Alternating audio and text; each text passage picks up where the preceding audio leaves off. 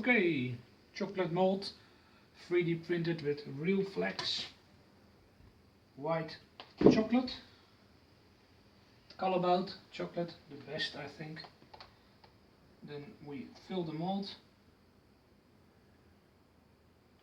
with the white chocolate, palette knife,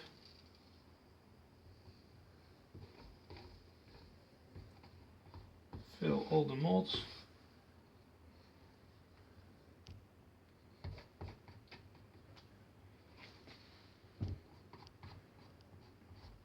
Scrape them flat. Maybe a little more chocolate over here. And there.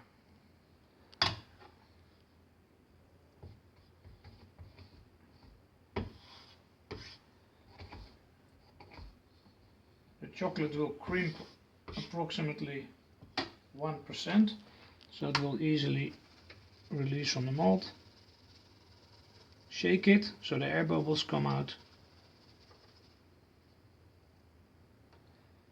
and then put in the refrigerator to cool. So that's how we make chocolate with Realflex from RepRapWorld.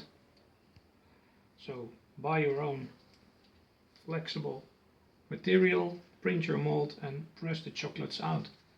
So that's how it's done.